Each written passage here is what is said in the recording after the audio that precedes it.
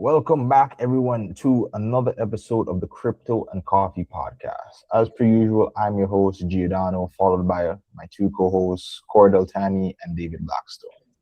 On today's episode 21, we have a very insightful topic, as per usual. We're going again with another AI-related topic, open source versus closed source AI, right? So just to start things off, right, most people don't necessarily are in the AI bubble. So Cordell, David, can, either of you explain in your own terms what is, closed source AI and what is an open source AI and what the difference is?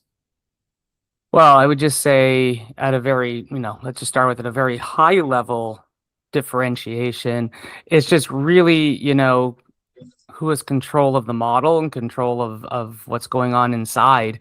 So, the open source one, if you think of Llama, Mistral are two examples of that, it's like you pretty much have complete customization potential on all of the AI and all of the infrastructure. So in other words, you just, it's like a decentralized kind of AI model. Like, so anyone out there in our Web3 crypto community, you appreciate the power of decentralized stuff like this. So, when you have it as open source, you have to pay for your own compute. So in other words, you're going to buy tokens or buy usage or whatever, but you have control over it. So you could customize it, but you have to do pretty much all the heavy lifting. Whereas a closed source, it's just pretty much, you're going on a platform. They're doing everything for you. You just go there and you pay your subscription.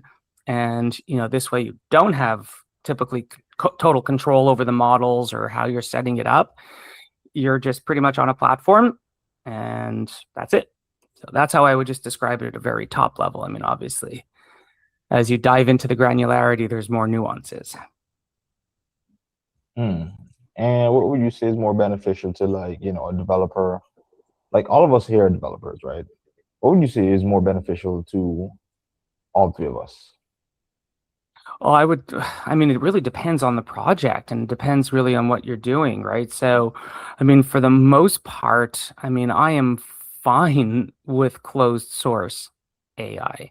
I think at most point, if you think about how much all of us do on Claude and things like that, just directly through the Claude desktop, Claude AI, that's closed AI. We don't have access to the source code. We can't, start changing it to do whatever we want to suit our purposes.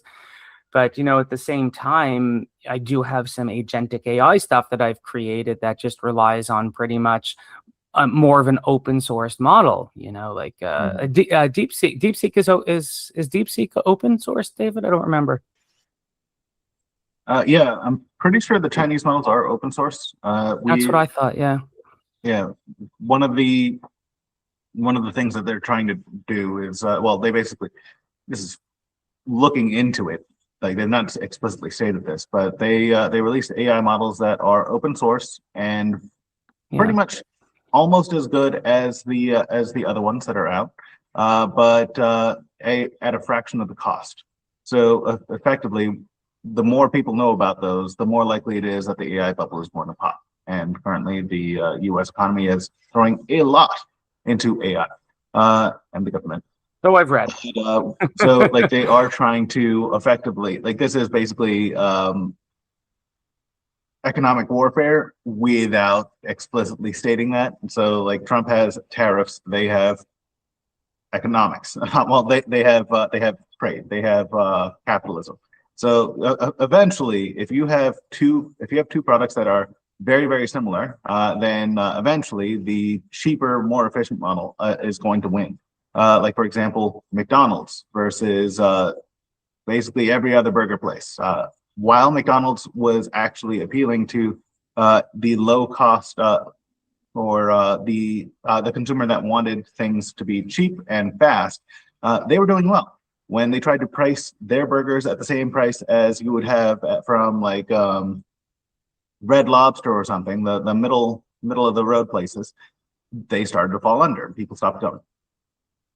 But currently, DeepSeek, Quen, and the other Chinese models, which I'm pretty sure are open source, they are at roughly still a tenth of the price of things like Claude. And you can check them out over on huggingface.co. Like they're still there.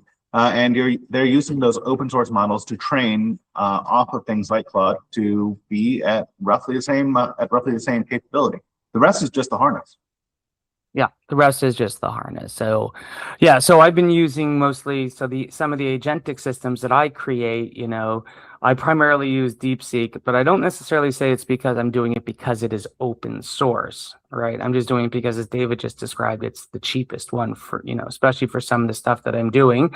I would be very careful about putting any very sensitive private information or something like that into the DeepSeek model. That I wouldn't do. But if it's just really to do some basic automation or routine tasks that I need the agents to do, then, like going through earnings transcripts and things like that for stocks, then yeah, it's it. But I mean, it really just comes down to like, what are you trying to accomplish, and do you need to get your hands on the code or make it open source? And at the same time, it's also just about having the control. So, with the open source, you have complete sovereignty over everything. You have sovereignty over the data, infinite customize, you can customize it as much as you want, and you're not locked into a single vendor, right? Those are really the main advantages of going the open source. So, you just download the model weights or whatever and run them locally on your own servers. So, whereas the closed source, right? It's plug and play, right? You just go onto a platform, you probably get crazy good performance and everything like that, and they're updated for you, so there's no maintenance that you have to do on your side. So it's like, you don't have to do any infrastructure if you start going the closed source. The problem is that, you're completely locked into a vendor, you have complete platform risk, and you're also at the mercy of whatever they're going to charge you for it. So, and don't forget downtime, right? I mean, I don't know if you guys have experienced this with, Claude has some outages here and there. And there's just some days when it's so sad when there's an outage and you're just sitting there like, I can't work because everything you were doing was using Claude. So all of a sudden you're just sitting there with your thumb up your butt, like, okay, what am I supposed to do? You've just become so dependent on the platform and everything that the second it goes down, you're like, I'm going to have to code for myself. I don't even know how to do that anymore. Yeah, but Yeah, I tell everyone that those are great times to take breaks. Yeah. Same if you hit your cap. If you hit the cap on those 5-hour session windows, great, take a break.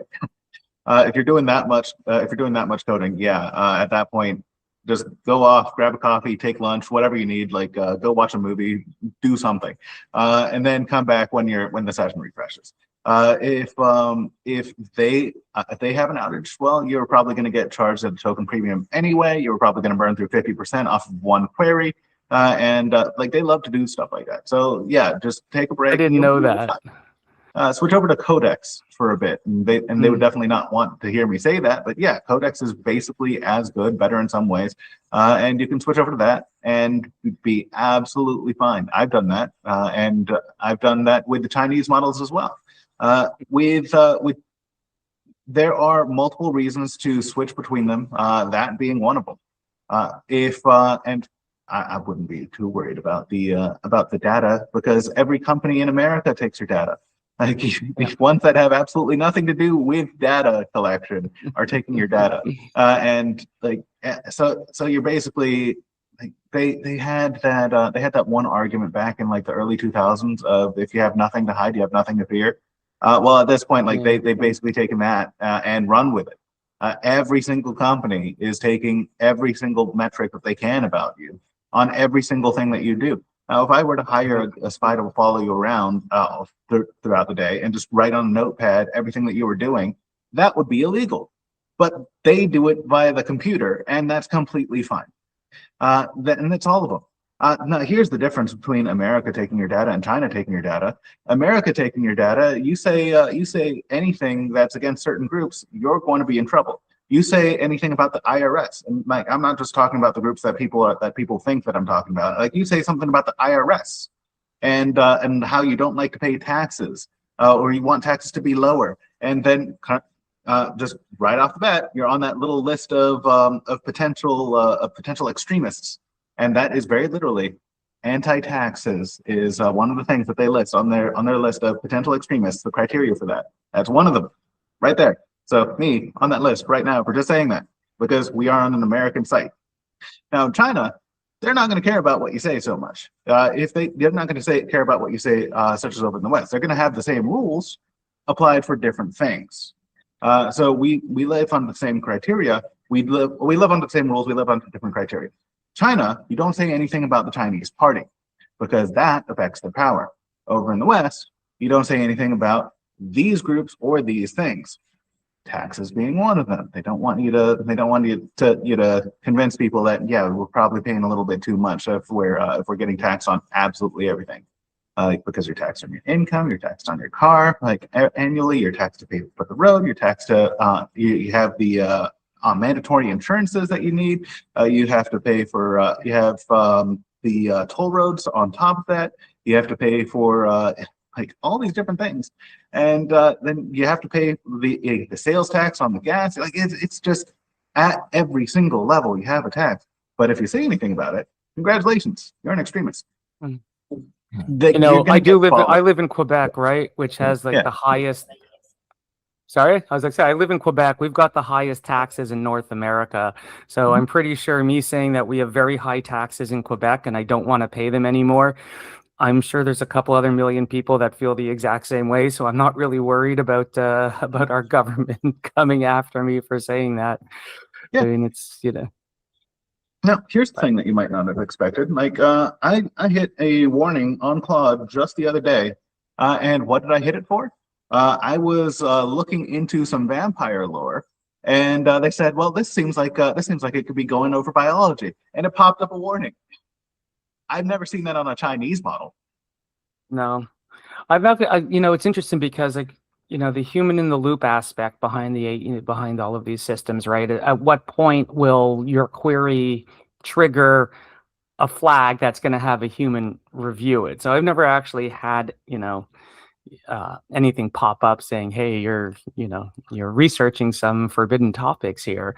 But I know, but that's a really, other important aspect behind all of the AI models and stuff like that is at what point is the human in the loop and the oversight, right? So I know that Grok probably has, I don't even know if they have any oversight really, because apparently I think with Grok you can say pretty much ask whatever you want. I don't even know what kind of, I've never even used Grok. I don't know what that one is like when it comes down to the safety protocols and the human in the loop protocols. I don't know. Have you guys tried Grok at all? No, I've never. No. Not particularly, no. Is there a reason why? I'm kind of curious, why, apparently the models are speed. But overall, I prefer doing everything through the harness, just because I've got coming up on 2 decades of experience as a software engineer. So I do everything through the editor. Having a change history there that I can see so I can see exactly what it's done without having to read through the entire chat log. I can just go to the file and say, okay, here's what you've changed, is very beneficial to me. For example, right now I'm writing a novel. And going through those chapters in the editor, so that way I can see, okay, here's what changed, here's what I like, here's what I don't like, run over that with analysis to see, okay, what's my writing style? How does that compare to other people? That's very, cool. very beneficial to me. And I cannot do that with Grok. It's the harness that I need, not the AI itself. Oh, interesting. Never even thought of that. Of the way you're doing that to check your writing style and stuff like that. And it does a good job analyzing it and saying, showing the differences of your writing style and what are you comparing yourself to other authors or other known publications, that kind of thing. It's useful in as far as you tailor the prompt, as I found. So it tries to go to what you're writing, not how you're writing. So I can focus on if you really, really tailor the prompt, then you can go towards things like, okay, the writing style, if you rewrite these sentences to be such as this, and then to pull out the core of the sentence, and then you try to rewrite that as plainly as possible. Examine the differences between that and how I've done it. then compare that to these other authors. And that's just with what I'm saying. You can see how complex the prompt is getting. Then it can do it. But up until that point, it's looking at what you've written, not how you've written it. So like it's very, very difficult at the how, not so much the what. Well, and that makes sense because that's a little bit more of a judgment call as opposed to just here's what is. Cool. So here's my question then for you guys, right? Because just the amount of spend, from the hyper, not just the hyperscalers, but in terms of like Anthropic, the companies providing the AI and the models, can open source actually compete with closed source? And that's really, I think, a more, a very interesting, like, I just don't see how the open source ones can compete with the likes of with Claude, OpenAI. And I just see them always going to be 6 months to a year ahead of where any open source models are, right? I mean, even if you were just to compare Anthropic to Meta, for example, like to me, Anthropic is so far ahead of it that I'm just, I'm wondering how the open source ones can compete. Well, currently on artificialanalysis.ai, you have the intelligence of open source models such as, let's see, DeepSeek is the first one that I recognize. Minimax I've seen on Hugging Face, but I don't know if it's one that is open source or if they just trained against it. But DeepSeek is right there, 44 of 60 compared to Claude. Now that's 2/3 as good, which is for things like the absolute edge. That's going to be an issue. For things like a chatbot or the most code that you're going to be doing, like most people, whenever they use AI, they're using it to fast code an app, like do a clone of Spotify so you can connect to YouTube Music with your API key or something.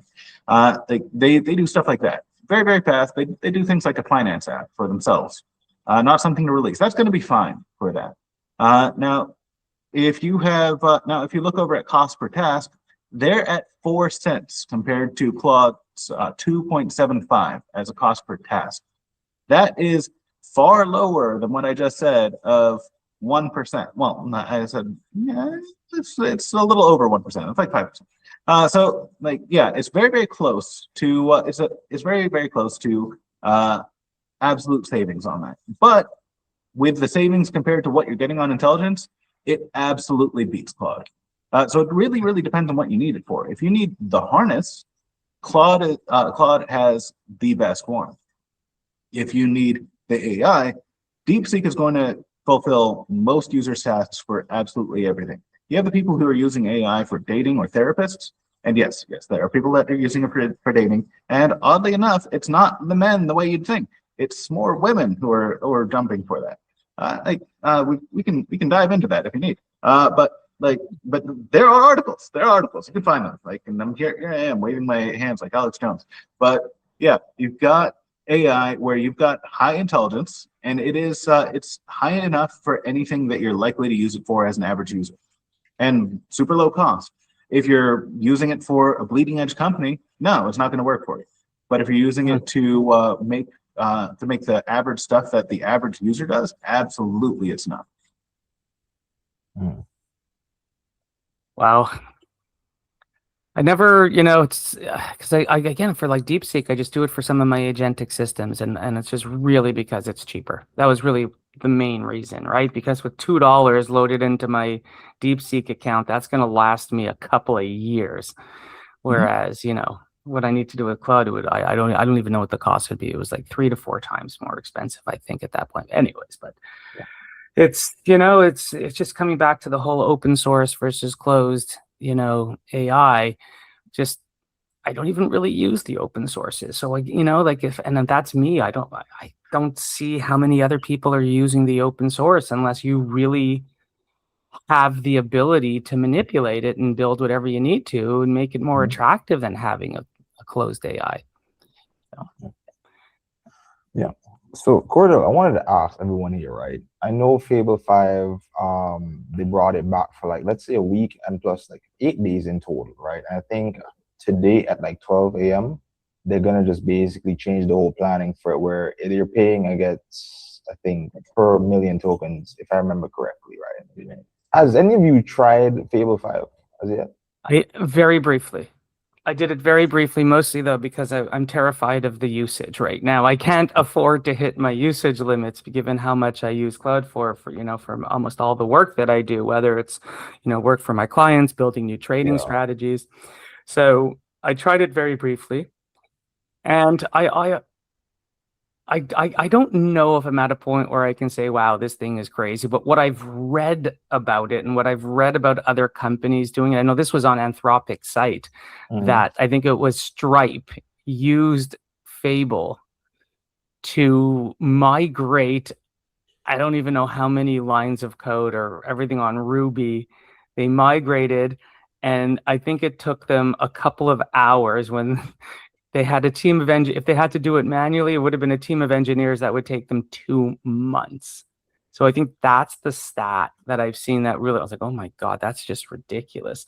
I mean, clearly when you start hearing about Mythos or Fable that they had to take it off because of what it can, the cybersecurity risk and everything, what did they found that there were some US government agencies, it found ways to hack US government agencies. I mean, it just gets kind of scary. But I haven't used it to the point where I can say, oh my God, like this thing's incredible, because what I'm using Opus for is, it's fine. It's more than fine. It's fantastic what Claude Code using Opus can do. Will it just be faster using Fable? Probably. I mean, obviously, but the quality of the work that comes out of Opus right now is so incredible. I'm kind of don't even know what to think if Fable could make that even better. So I haven't used it to that degree. It's just the stats that I've read about it are crazy. But the token usage, I know that they said, what was it, 50% off the token until today? Is it until the 12th? But I just can't afford to hit my usage limit. So I'm too scared of it, honestly. I'm just too scared of the token usage. Okay, understandable. David, have you ever tried it within the last 8 days?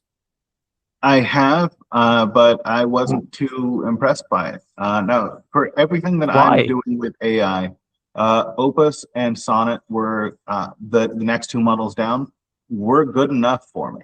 Yeah. For the absolute majority of the software engineering that I'm doing, those are enough, and that's going over multiple code bases at a time, multiple repos at a time to make sure that the solution is complete. This is stuff for work.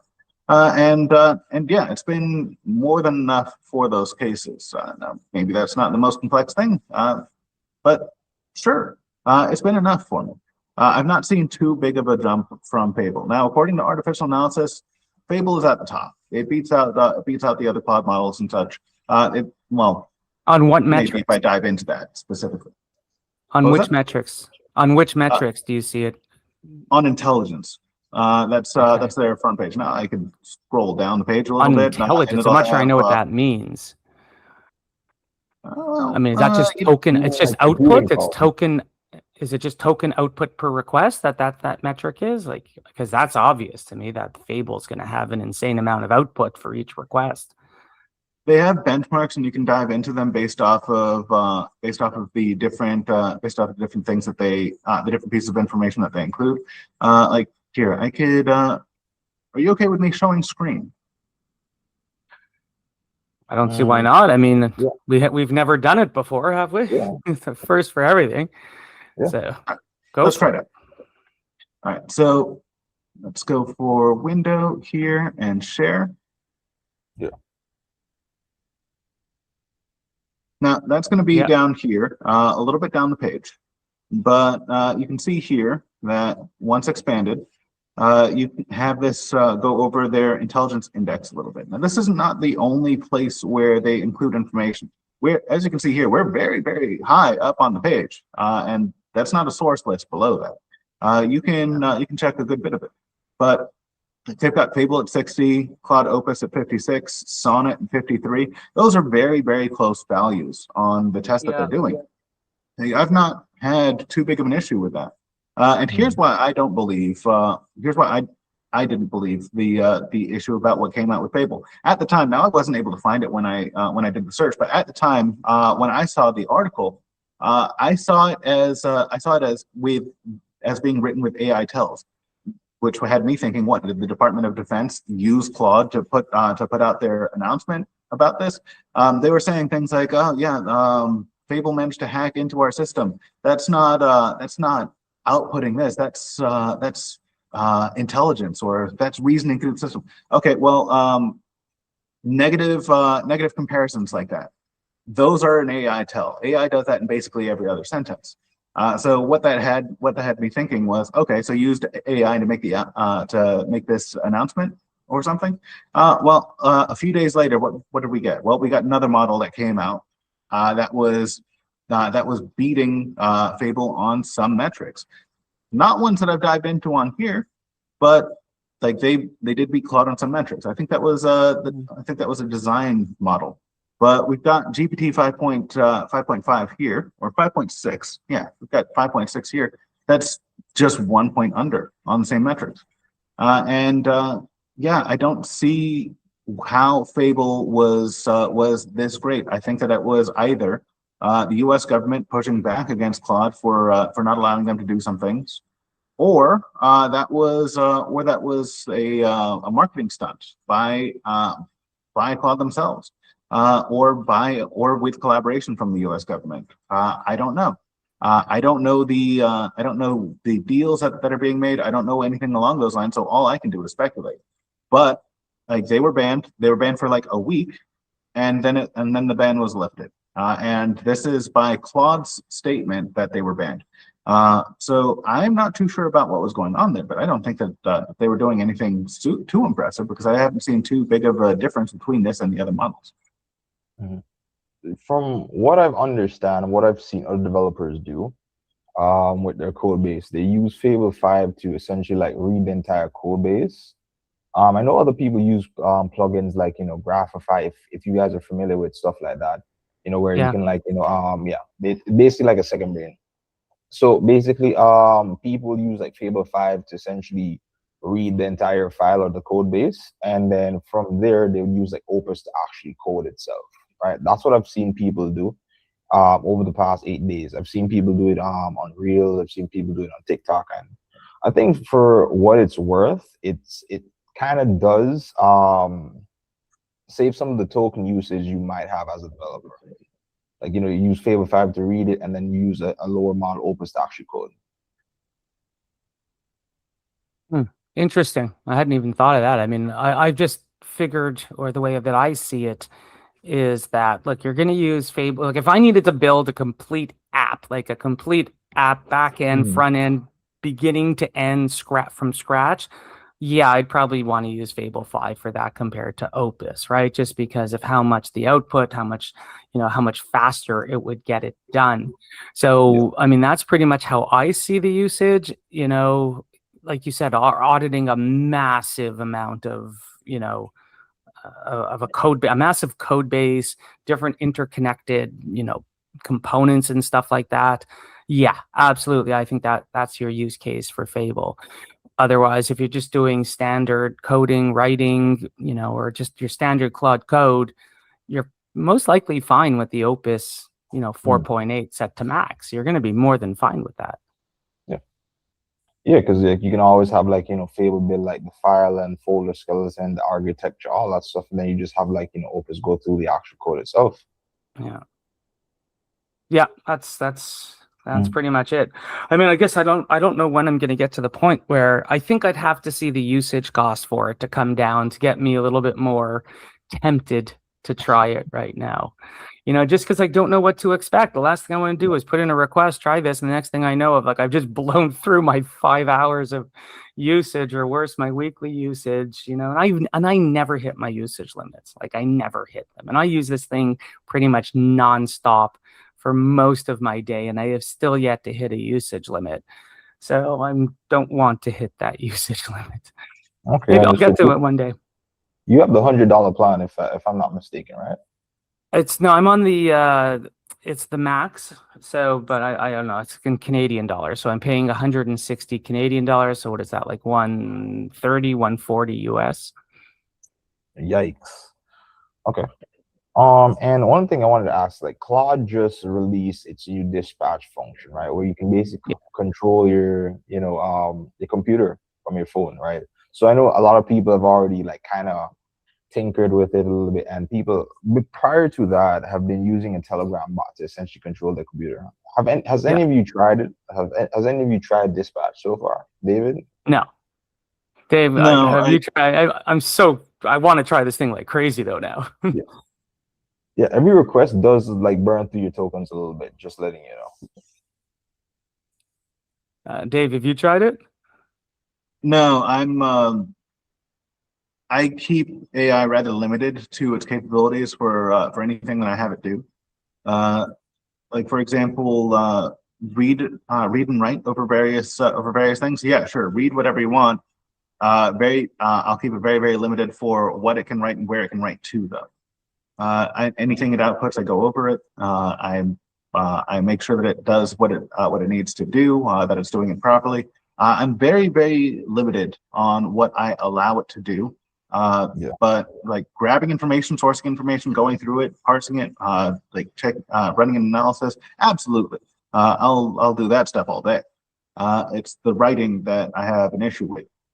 So something like that where it can control the computer remotely, I'd be a little bit more averse to. But I have a developer who's been open to that, and he wanted to have that capability specifically. He wanted me to allow that for the organization, so that way he could work while away from the computer. So yeah, I enabled that, and he's been using it, and he's not had any issues. But it's not something that I would really be too tempted to use right now. Maybe after a few other people have gone through it, like give it a few months of other people testing it out, and then I might jump in. But up until that point, probably not.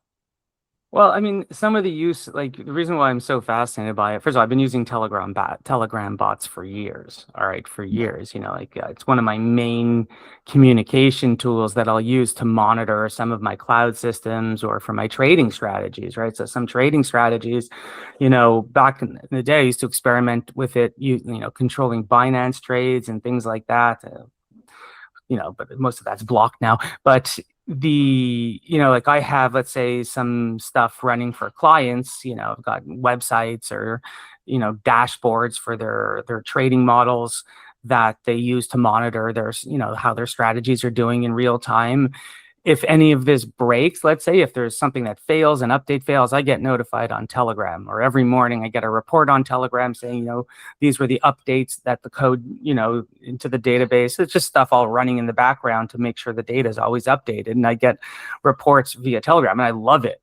So one of the things that I find could be very useful with this is very often I'm running something on Claude Code, and then I got to leave. All right, I have to leave. And I don't want to just let it. I like to finish the task, and then what's going to happen is you're going to get the request to allow once or always allow, those constant permission requests, which drive me nuts, by the way. That's the one thing I have to learn how to control more, is to not have it ask me for permission every 2 seconds to do certain things. So, but if I'm able then to leave and I can still access Claude Code from my phone and do all this so we can still execute the task, that would be incredibly useful. The problem is no matter where I am now, it's just like I'm going to be so distracted because it's like I'm going to be constantly trying to multitask. So what, I'm going to be out for lunch with my family and I'm still going to be on my phone every 2 seconds executing commands just so that I could code and get my stuff built. So, I'm fascinated by it. I think that's a great use case for me, just being able to keep things running, even if I have to get out of my house. But I also think the danger of it is you're just going to be completely tied to your desktop no matter where you are. And I think we already have enough problems, unplugging or going off the grid for a little bit. So it's, that's the one thing that terrifies me. It's keeping me on the grid more and more. And I need to take breaks. I think in Visual Studio, the Claude Code extension, the actual terminal you can type in, you can actually edit to, let's say, you just continue writing code without permission in the new update when they release Dispatch. That's But that's scary at the same time, you That's know, true. because like as David was saying, he wants to review the output. You need, like, you know, just to, the last thing I'm going to do right now is just say, here's carte blanche, do whatever you need to do to get this project done. Mhm. You know, from my experience, I mean, so often, you know, when you're doing these things that, you know, it's not just that it's not even that it makes mistakes. In fact, I found if anything, it's making fewer and fewer mistakes at the moment. Like it's very rare that I'm catching certain mistakes. The issue that I find is when it misinterprets your request or it decides to get very creative and add things that you did not ask for. You know, like, or just overcomplicating. I find it could also overcomplicate things. You know, if you want to, especially if you come up with there's a bug or there's a problem inside what you're doing and then it comes up with a solution. You're like, well, why wouldn't you just do this? And then it says, oh yeah, that's a lot cleaner than what I was going to do. Like, oh, well, okay. So that's why I would be very nervous just to say, press a button, leave, do whatever you need to, especially if it has to start writing files to your computer or overwriting stuff, then I'd get nervous. Yeah, that's It's true. just, you know, it's like, yeah, it's pardon? only as good as the prompt, really. Yeah, it is And only as good as the prompt. But even with the prompt, there's always risks, right? And that's yeah, part of that's the issue, is that especially when you're dealing with client data or you're working on behalf of clients, mhm. you have to have a risk management system in place too, right? It's like, you know, everything has to be backed up. You can't afford to make these kind of mistakes. I mean, we all make mistakes, Yeah, and you got to be careful. yeah. I do have somewhat of a solution. I do it. So I have this vibe coded app, and what I essentially do is that I give Claude Code what I want to do in phases. So like after each phase, I can essentially look over it. So after each phase, it essentially writes down a markdown file, and I can just look over it and basically edit each Yeah. one going forward. So it's a lot easier and a lot, I guess, less risky, but the risk is still there as per usual, but it's a lot less risky, and I can keep track of what's going on and what's been edited. It's interesting because like I've never read so much Markdown in my life as I have in the past couple of months. Like, you know, because Claude is just obsessed with Markdown files. But I understand why. It's because it takes a little bit more, because then you need the docx skill and everything like that to start doing. Yeah. Although I prefer it in Word. But I mean, like, you know, when we think about the danger, so if you're building a project, right? So my normal process is, let's say I need to build a portfolio optimization kind of program, you know, just something that you put your inputs in and tells you what your optimal portfolio is. It's something that I do a lot for some of my clients. And if I have to build something from scratch, you know, so the first thing I'll do is I go to Claude. First thing we're going to do is we're going to build an outline. We're going to brainstorm. This is what I want the project to look like. Let's start thinking of all the different issues or problems that are going to come up. And then the first thing I do before we get to any coding or anything, and I usually do this on Claude Desktop AI before I'll move over to Claude Code. The ultimate goal here is let's design the project and give everything that Claude Code, then we'll hand it off to Claude Code for execution and to build it. Yeah. So I'll spend most of my time just building this outline and just doing project design and what we, you know, and especially if I have to build an interface or get a Streamlit app going with it, then I spend most of my time just doing that. And then I'll just hand it off to Claude Code. And then you're just more monitoring the progress as it goes. So, you know, and one thing I always do is it's documentation, because, you know, the biggest danger, I think, from all of this, especially for us, because we want to do things quickly and we want it done well, of course. But if you're working on 10, 15 different projects and you're not doing any of the coding, it's all being, like, you're not going to remember what's going on.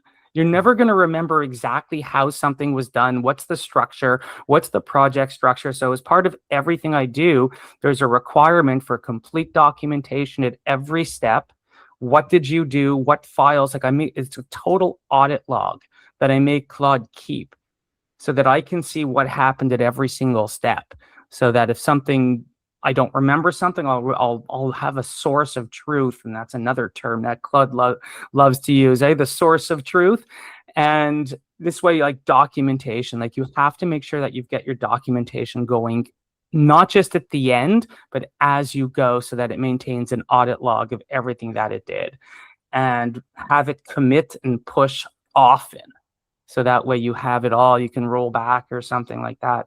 So that's just been, it's just the way I normally work with Claude Code and things like that with all of it. But documentation is so, so important. And there is no excuse to not have everything documented at every stage of a project. Yeah, completely agree. And what about using, AI agents just to help you out with that? What are your thoughts on that, Cordell? Love it. I mean, it really depends. I mean, I find the biggest issue, the biggest roadblock for me with agentic AI, it's just Python dependency hell. That's really all it is. And I mean, look, I love Python, but it's a huge, like the dependency issues are a big problem. So I'm only going to create an agent now. And plus, look, I have a lot of stuff that I just reuse, right? I'll use a lot of reused code and stuff like that. And it's just, but to create time for every new agentic project and then deal with the dependency problems, it's a huge, huge pain. That's like, that to me is what the turnoff is right now, is just dealing with Python dependencies. But that's, of course, if you're building and coding the agents yourself. I mean, there's plenty of services out there where you could have I could have Claude build the agents and things like that, but it doesn't necessarily mean you're not going to have an issue with your dependencies in the environment in Python. It just drives me nuts. I can help with that.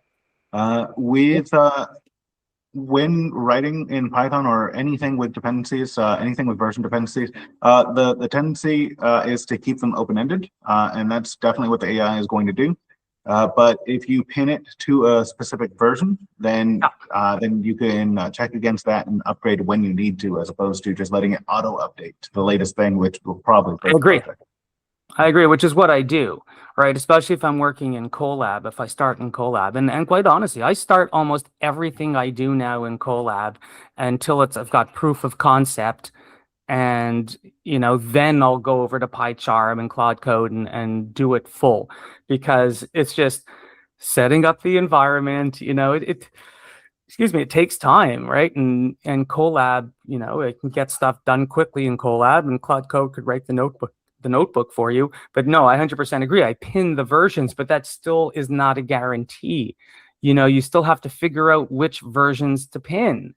And then one update breaks the entire dependency. So, but yeah, I know that's exactly what I do. I mean, if I'm using LangChain, I don't even remember that. We'll have to check it out. But, so between LangChain and have you ever tried Crew AI?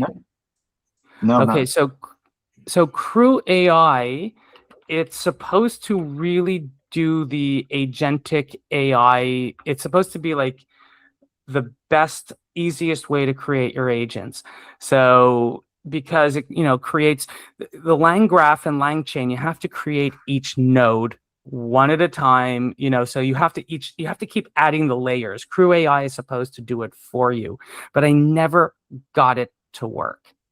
So I did do an agentic AI course for finance a couple of years ago, and one of the assignments we were told to use Crew AI, and I think only one person in the whole cohort was able to actually get it working.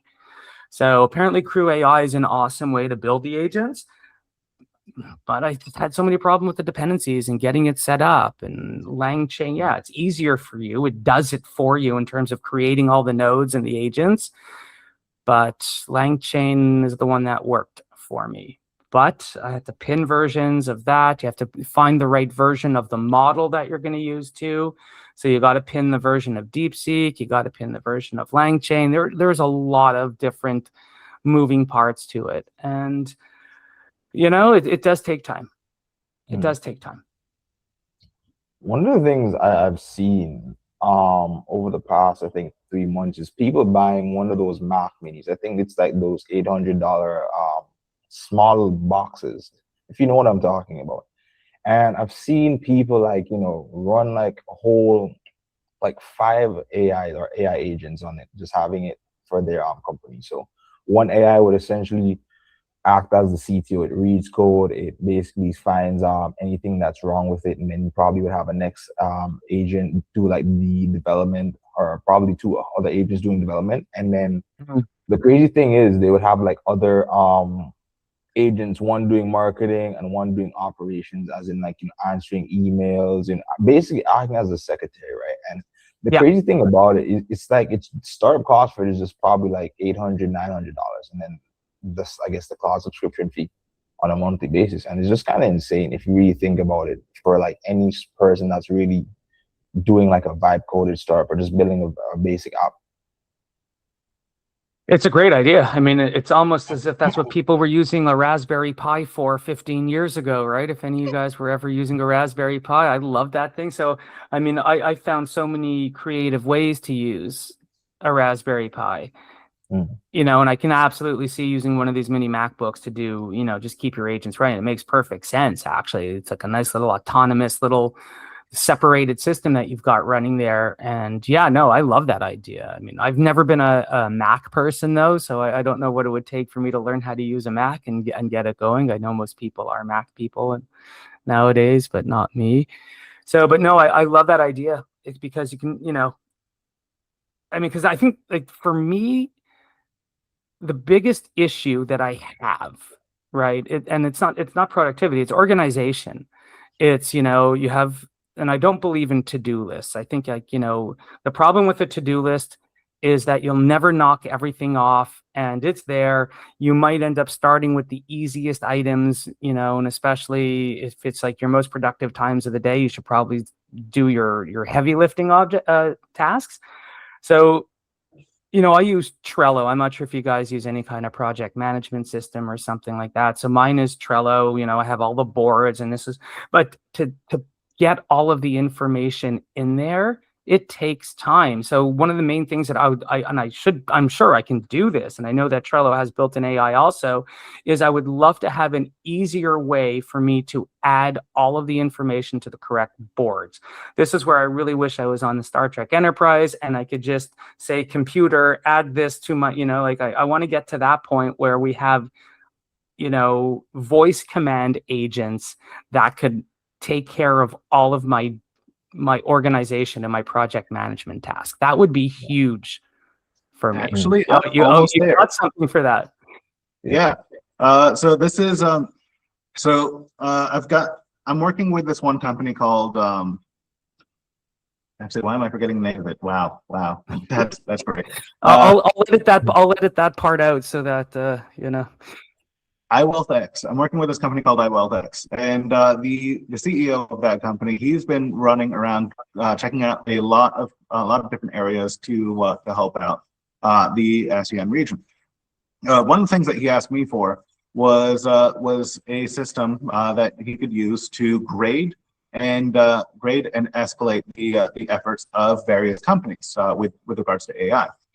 So basically, we took the same thing that I did for CyberFortress and just applied it there. Now, with the things that I did, one of the areas outside of development. Now, development, it escalated. It went great. That's the usual 3 to 5x that you get. We scaled up that. We even went a little bit farther than that. But that's because we had a lot of room to grow. We had a lot of things that I had to put in for processes, and I basically built their software engineering side. But on the management side, and this is where we get into that stuff, I applied it to there as well, because there was so much to do. Going through it with AI really helped.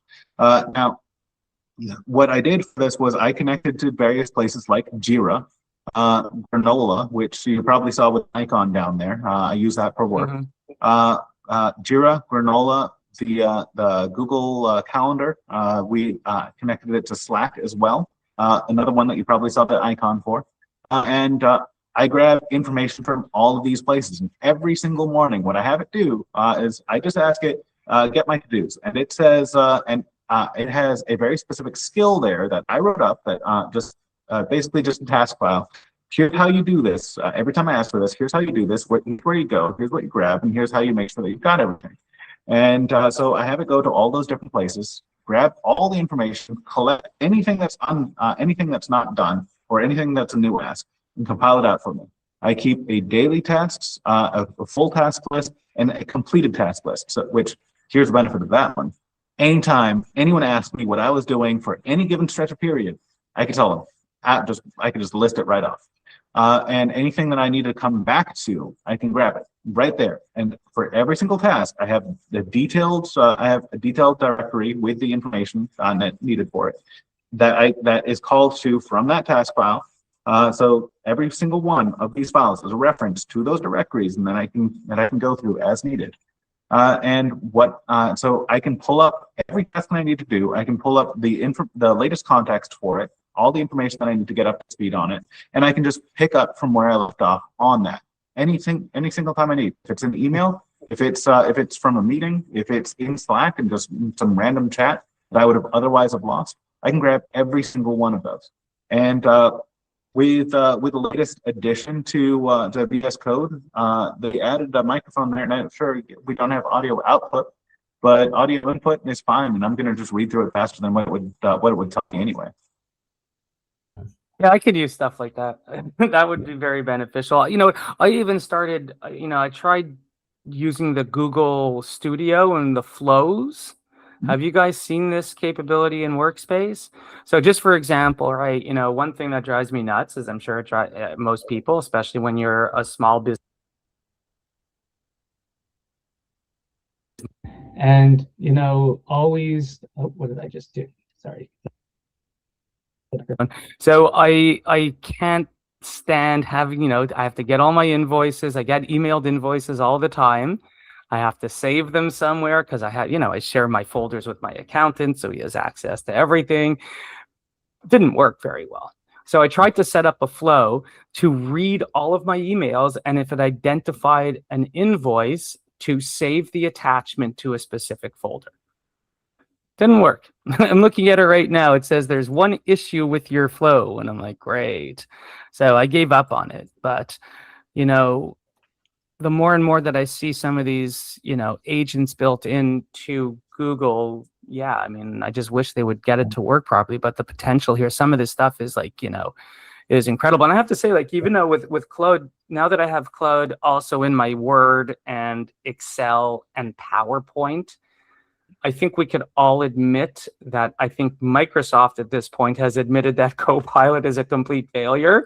If they're letting the Claude add-in have access to 365, I think we could all say that Copilot's been a huge failure.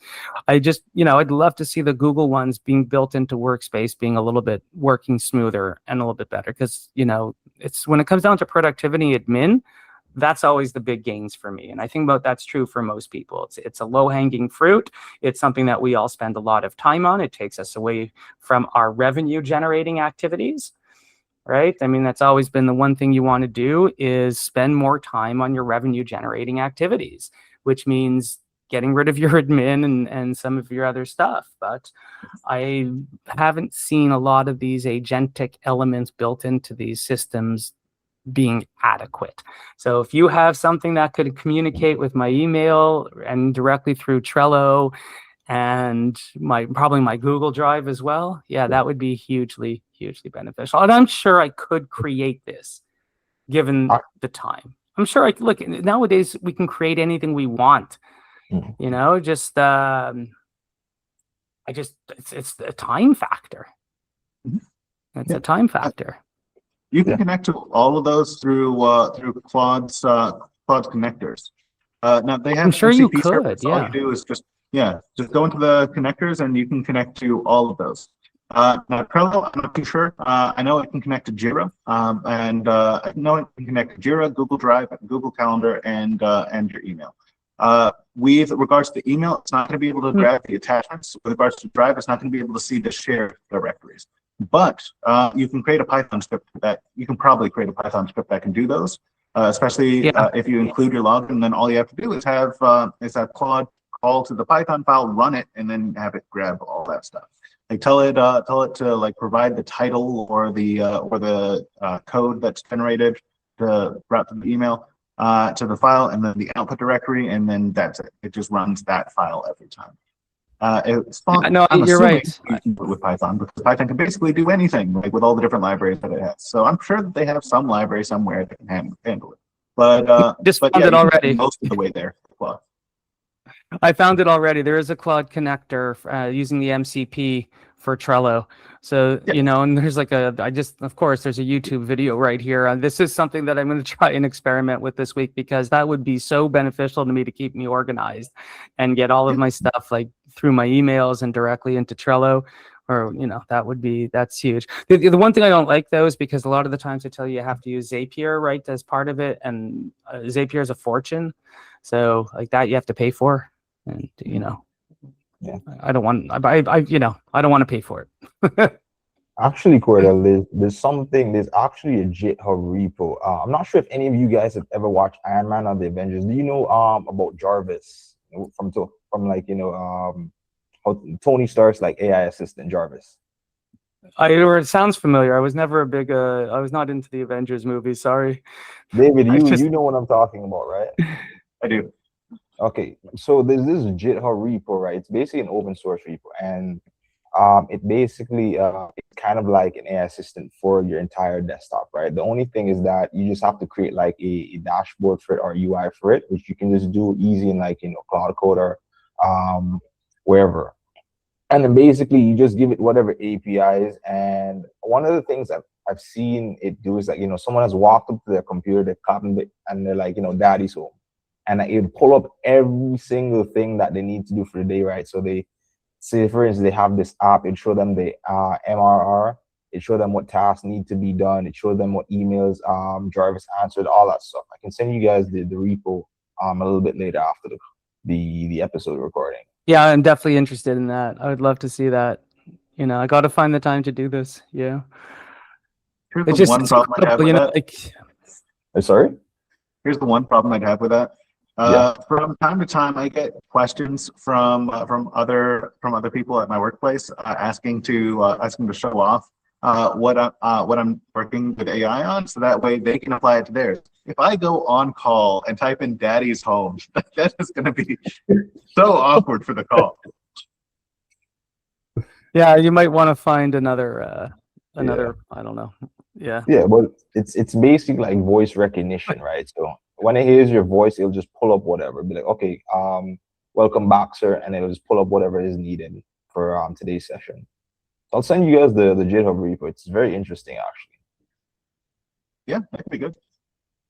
Yeah, I'm curious. Absolutely.